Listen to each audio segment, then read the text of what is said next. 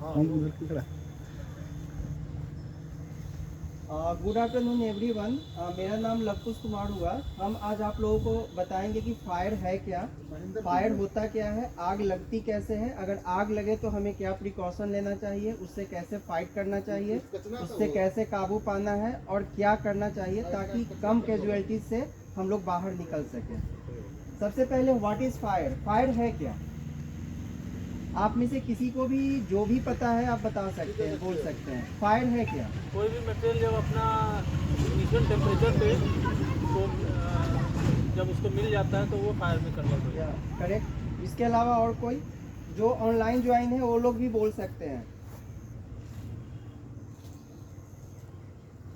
Fire, fire एक ऐसा chemical chain reaction है जब कंबस्टेबल मटेरियल एटमॉस्फेयर में ऑक्सीजन के कांटेक्ट में आने से जो हीट एंड लाइट प्रोड्यूस करता है उसे हम फायर कहते हैं। मतलब फायर को लगने के लिए हमें क्या क्या होना चाहिए? पहला, कंबस्टेबल मटेरियल, कुछ भी सॉलिड लिक्विड गैस कुछ भी होगा कंबस्टेबल मटेरियल। दूसरा ऑक्सीजन, तीसरा हीट। ये जब तीनों आपस में मिलते हैं और एक फायर ट्रायंगल फॉर्म करते हैं और हीट जब तक एक सर्टेन टेम्परेचर पर नहीं जाता है तब तक आग नहीं लगता है। जैसे हमारे सराउंडिंग्स में सारे चीज़ अवेलेबल हैं, कंबस्टेबल मटेरियल भी है। आप अगर कुर्सी पर बैठे हैं तो सॉलिड टाइप का हमारा कंबस्टेबल मटेरियल है। अगर खाना बनाते हैं तो वहाँ पे केरोसिन है या पेट्रोल का है तो भी हमारा कंबस्टेबल मटेरियल है, लिक्विड टाइप का। एलपीजी गैस पे खाना बनाते हैं तो वो हमारा गैस टाइप का कंबस्टेबल मटेरियल है। लेकिन ऑक्सीजन भी है, लेकिन आग नहीं लगती है। आग लगने के लिए हीट को एक सर्टेन टेम्परेचर पर मतलब जाना पड़ता है, उसके बाद ही आग लगता है। ये जब तीनों आपस में मिलते हैं वो एक फायर ट्रायंगल फॉर्म करते हैं जिससे आग लगता है। उसे हम 3 एलिमेंट्स ऑफ फायर भी बोलते हैं। फायर का जो 3 एलिमेंट्स है वो क्या क्या है? फ्यूल है, हीट है, ऑक्सीजन है। अब सवाल ये आता है कि with the help of this fire triangle how can you suppress the fire. मतलब फायर ट्रायंगल के हेल्प से आप फायर को कैसे कंट्रोल करोगे, फायर को कैसे बुझाओगे। यहाँ पर है हमारे पास हीट भी है, ऑक्सीजन भी है और कंबस्टेबल मटेरियल भी है, ठीक है। और आग लगा हुआ है, तो अब वो आग को कैसे कंट्रोल करिएगा? ये जो हमारा 3 एलिमेंट है उसको कौन सा एलिमेंट को आप कट करिएगा ताकि आग जलना बंद हो जाए? ऑक्सीजन। या करेक्ट, ऑक्सीजन को हम कट कर सकते हैं। उसके अलावा क्या हम कंबस्टेबल मटेरियल को कट कर सकते हैं? आप में से कोई भी?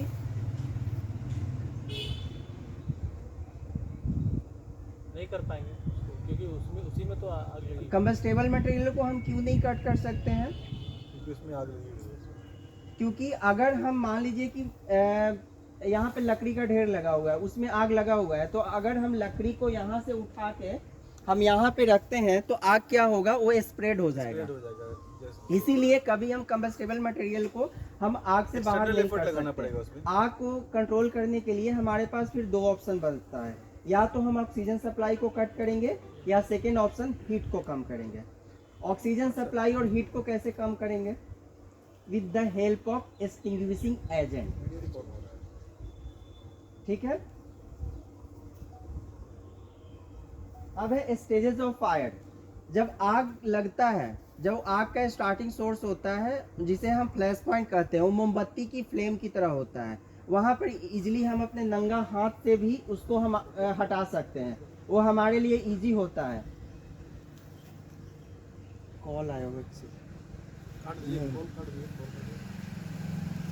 उसी को कट गया। जब वो धीरे धीरे वहाँ पर अगर हम इग्नोर कर देते हैं तो धीरे धीरे आग फैलने लगता है, वो अपना स्टार्टिंग रूप में आ जाता है जिसे हम इग्निशन स्टेज कहते हैं। वो जो होता है फायर का राइट स्टेज होता है फायर से को फाइट करने के लिए with the help of portable fire extinguisher. Portable means छोटा साइज का fire extinguisher, 2 kg, 4 kg, 6 kg। उसके हेल्प से हम फायर को इजीली वहाँ पे हम कंट्रोल कर लेंगे जब फायर अपना इग्निशन स्टेज में होगा। वहाँ भी हम इग्नोर कर देते हैं तो फिर वो सेकेंड स्टेज में चला जाता है जिसे हम क्रिटिकल बोलते हैं। वो लिटिल बिट क्रिटिकल हो जाता है। ह्यूमन बीइंग उसे कंट्रोल कर सकता है, लेकिन उसके लिए हमारे पास कमर्शियल फायर एक्सटिंग्विशर होना चाहिए। कमर्शियल फायर एक्सटिंग्विशर मतलब प्लस साइज। प्लस साइज मतलब बड़ा fire extinguisher, like 25 KG, 22 KG, 50 KG का फायर एक्सटिंग्विशर कैपेसिटी। अगर पोर्टेबल फायर एक्सटिंग्विशर है तो कम से कम 4, 5, 10 एक नंबर्स में होना चाहिए, ताकि एक यूज़ करने के बाद दूसरा, क्योंकि अगर हम 2 केजी का फायर एक्सटिंग्विशर अगर हम कंटिन्यूस यूज़ करते हैं तो मिनिमम हमारा 1 से 1.5 मिनट भी नहीं चलेगा। 1 मिनट में भी अगर कंटिन्यूस चलाते हैं तो ख़त्म हो जाएगा। तो इसीलिए अगर क्रिटिकल स्टेज में फायर चला जाता है तो उस केस में हमारे पास प्लस साइज फायर एक्सटिंग्विशर होना ज़रूरी है, उसी से हम फाइट कर सकते हैं। अगर वहाँ पे भी कंट्रोल हो, अगर वहाँ भी अगर हम इग्नोर कर देते हैं तो फायर देन हमारा ब्लेज स्टेज में चला जाता है, मतलब हमारे कंट्रोल से बाहर हो जाता है। अगर आपको लगता है कि फायर हमारे कंट्रोल से बाहर हो गया है तो उस केस के लिए हमें क्या करना है, बाहरी हेल्प। सबसे पहला ड्यूटी हमारा है फायर अलार्म को रेज करना, दूसरा है इमीडिएट एक्शन लेना, इमीडिएट एक्शन मीन्स प्रीमाइसेस को खाली करना, तीसरा बाहरी हेल्प के लिए फायर ब्रिगेड को कॉल करना। ठीक है, क्योंकि ब्लेज स्टेज में जाने के बाद फायर हमारे कंट्रोल से बाहर हो जाता है। वैसे केस में हमें क्या करना चाहिए, इमीडिएट एक्शन लेना है। सबसे पहला फायर अलार्म रेज करना है, दूसरा इलेक्ट्रिसिटी सप्लाई को कट करना है, क्योंकि फायर रैपिड बढ़ने का चांसेस हमारा इलेक्ट्रिकल इक्विपमेंट के चलते भी होता है। उससे क्या होता है, फायर रैपिडली बढ़ता है। तो दूसरा क्या है, electrical equipment electricity supply cut करना है, क्योंकि अभी के ऑफिस में सेंट्रलाइज होने के कारण सारा कुछ ऑटोमेटिक मर्ज होता है और वो हमारा फायर पैनल से सारा लिंक होता है। तो जैसे ही हम फायर अलार्म रेज करते हैं तो ऑटोमेटिक इलेक्ट्रिसिटी सप्लाई भी कट जाता है, सारा वो जो हमारा मैग्नेटिक डोर कॉन्टैक्ट होता है उसको क्या जो ब्लू बायोमेट्रिक सिस्टम होता है वो भी डीएक्टिवेट हो जाता है, ताकि हम इजीली मोबाइल कर सके प्रीमाइसेस को खाली करने में। और हमारा जो भी असेंबली पॉइंट है वहाँ पे जाके असेंबल होना है बिल्डिंग से बाहर निकल के। ठीक है,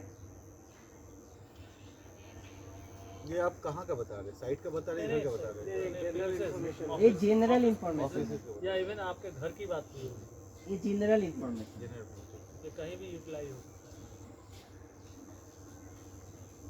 अब आप स्टेज ऑफ फायर दिख रहा है आप लोग, दिख रहा है। ये हमारा इग्निशन स्टेज है। इसमें आप देख रहे होंगे एक कॉर्नर में छोटा सा आग लगा हुआ है। ठीक है, यहाँ पर हम इजीली फायर को कंट्रोल कर सकते हैं। ये हमारा सेकेंड स्टेज है, ये है प्लस साइज फायर एक्सटिंग्विशर, जिसको कमर्शियल फायर एक्सटिंग्विशर बोला जाता है। यहाँ पे देखिए एक पूरा कॉर्नर आग को घेर लिया है। ठीक है, यहाँ भी हम लोग कंट्रोल कर सकते हैं। लेकिन हमारा जो तीसरा स्टेज है उसमें देखिएगा ये फायर ब्रिगेड, क्योंकि हमें बाहरी हेल्प या कमर्शियल फायर फाइटिंग, जैसे स्प्रिंकलर, हाइड्रेंट, आप देखे होंगे बिल्डिंग में रेड कलर का एक पाइप का लगा रहता है और स्टेयरकेस पे एक होस रील लगा रहता है, और बाहर देखेंगे वाइट कलर का ऐसे पंप टाइप का दिया होता है। उसमें क्या होता है कि बाहर से इंजन प्रेशराइजेशन इंजन वाला आता है पानी के टैंकर के साथ, उसमें कनेक्ट किया जाता है, फिर वो ऊपर पानी सप्लाई करता है और वो जो होस रील होता है जो लपेटा रहता है उससे फिर हम ये जेट और स्प्रे मोड में करके जहाँ पे फायर लगा हुआ है उस जगह पर देके हम फायर को कंट्रोल करते हैं। ठीक है,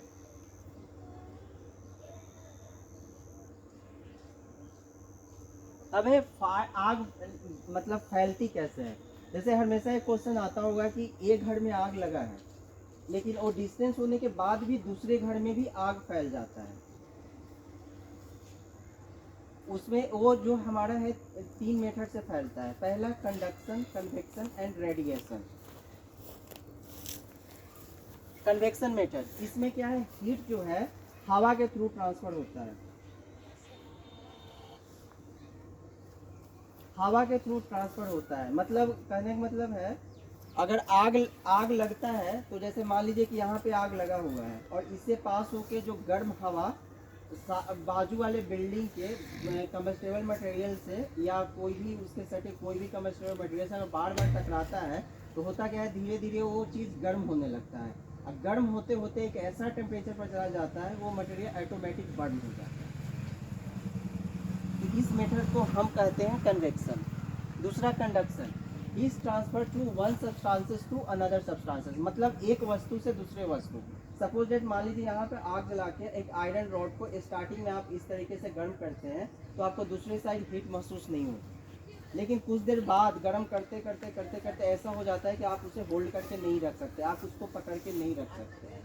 फिर अच्छा ऐसा आ जाएगा कि आपको उसको फेंकना पड़ेगा, लेकिन वही आप एक साइड से गर्म कर रहे हो, एक साइड से कोई कंबस्टेबल मटेरियल आप वो रख दोगे, या नॉर्मली एग्जांपल जैसे कागज़ है, यहाँ पे आग जल रहा है, थोड़ा ऊपर से अगर आप कागज़ को गर्म करना है तो धीरे धीरे देखिएगा अपना वो कलर बदलने लगता है, बदलते बदलते ब्राउन होते होते फिर अचानक आग से पकड़े। या उसके सटे, या मान लीजिए कि जैसे ये वॉल की इस साइड आग लगा हुआ है, इस साइड कोई पेंटिंग या पिक्चर चिपका हुआ है, वॉल गर्म होके उस साइड के कंबस्टेबल मटेरियल में आग लग जाएगा। इस मेथड को हम कंडक्शन कहते हैं। रेडिएशन, इसका बेस्ट एग्जांपल हमारा ग्लोबल वार्मिंग है।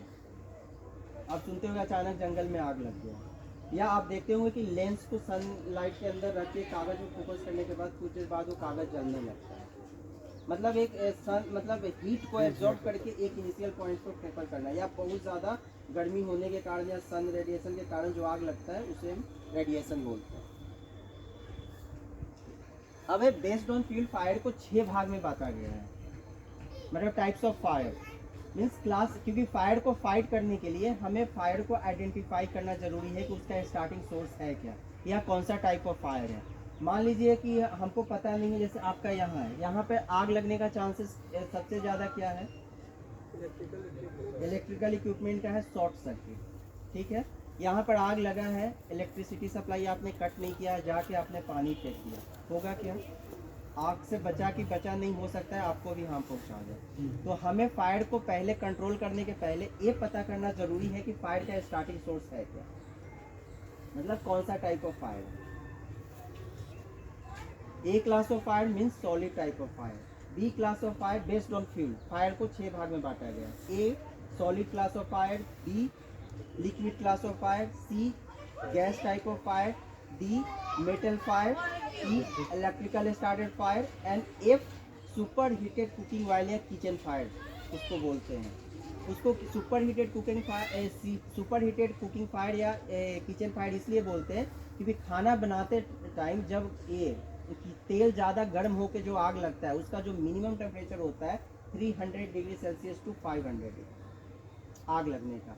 जब ओवर हीट हो जाता है बॉल में तेल और जो आग पकड़ लेता है उसको किचन फायर से कैटेगराइज किए हैं, या सुपर हीटेड कुकिंग फायर, या एफ से हम उसको डिनोट करते हैं किचन फायर। मोस्टली हमारे ऑफिसेस में या आपके साइट्स में जो आग लगने का सबसे ज़्यादा जो चांस है, अगर आपका डीजी है तो class B type of fire भी होने के चांसेस हैं। आपके यहाँ डीजी है तो इसलिए यहाँ क्लास बी टाइप ऑफ भी फायर हो सकता है। दूसरा सबसे ज़्यादा जो है वो है इलेक्ट्रिकल स्टार्टेड फायर या क्लास ए टाइप ऑफ। यहाँ क्लास ए की चांसेस कम है, ज़्यादा जो आपका मैक्सिमम चांसेस है वो है आपका डीजी या बी टाइप ऑफ फायर या इलेक्ट्रिकल स्टार्टेड। जो डी होता है मेटल फायर, ये हमारे ऑफिसेस के लिए नहीं है ना आप लोग के लिए, ये हमारे मेटल इंडस्ट्री जो है आयरन जिसमें लोहा में भी आग लगता है, उसका जो मिनिमम टेम्परेचर है 5000 डिग्री सेंटीग्रेड। उतना हीट होने के बाद टेम्परेचर जब आयरन का हो जाता है वो जलने लगता है। ये हमारे हैवी मेटल इंडस्ट्री में होता है। हमारे ऑफिसेस में मोस्टली जो आग लगने का, अगर किचन है, पेंट्री है, देन किचन फायर। नॉर्मली हमारा सबसे ज़्यादा ए क्लास ऑफ फायर और इलेक्ट्रिकल स्टार्टेड फायर। अगर डीजी है, आपके साइड्स पे आग लगने का ज़्यादा चांसेस है डीजी या electrical short circuit. Based on types of fire हमने 5 तरह के फायर एक्सटिंग्विशर को डिज़ाइन किया है उस फायर को इफेक्टिवली फाइट करने के लिए। पहला है वाटर टाइप फायर एक्सटिंग्विशर, दूसरा है गैस बेस्ड फायर एक्सटिंग्विशर जिसको क्लीन एजेंट भी बोलते हैं, यानी यूज करने के बाद पोस्ट फायर रेसिड्यू नहीं होता है।